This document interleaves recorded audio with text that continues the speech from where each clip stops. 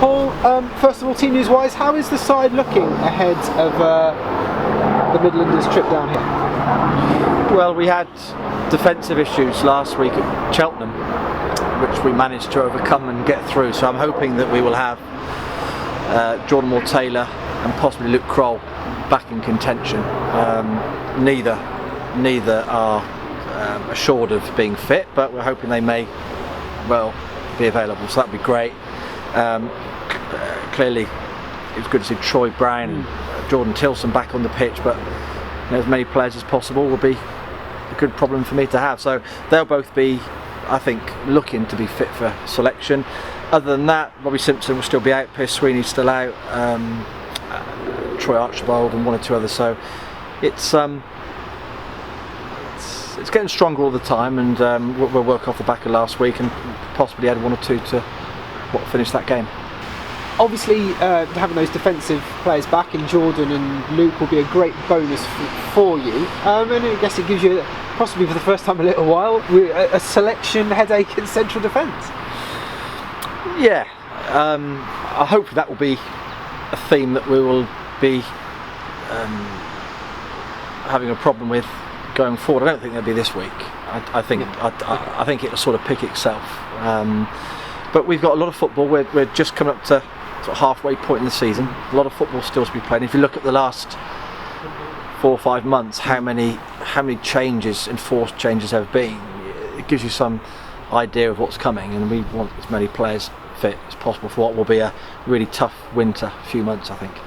But I guess with the form you've shown lately, a tough winter few months with those games as close as they can be over those winter periods, you know, a run of 3 or 4 very good results or good results and can really reignite the season that at the start of it people were a little bit worried about.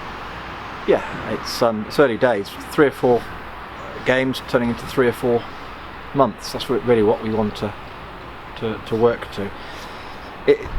And the league as it is, it's such a tight league. It really is, you know, a little bit disturbing how a couple of weeks can really affect how everyone feels so much. So look, it'll always be the case, one game at a time. It's a really boring thing to hear, but it so happens to be true. And we've got a quietish Christmas week or two. It's unusual to have sort of a 9-10 day gap between the pre-Christmas game through to the Boxing Day game, which we have this year. But we've got the 2 games over Newport, over New Year's with Newport, and then with Leyton Orient.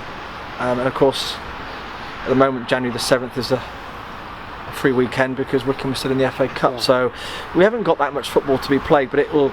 Hopefully, we can keep our momentum. We don't want to suddenly get good form and then not have a game, which would be ironic after all this time. And but on the other hand, it can work in terms of getting players back and fit, and hopefully by mid-January we've got a really good, strong, healthy bunch. What a great early Christmas present it would be to finally get that home win monkey off your back against Mansfield as well.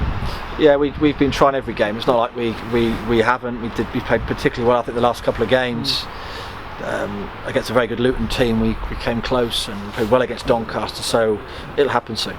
Yeah, well, where do you feel that the strengths in Mansfield lie? What have you got to be wary of? A new manager, so he's got them competitive and up and running over the last 4 or 5 games.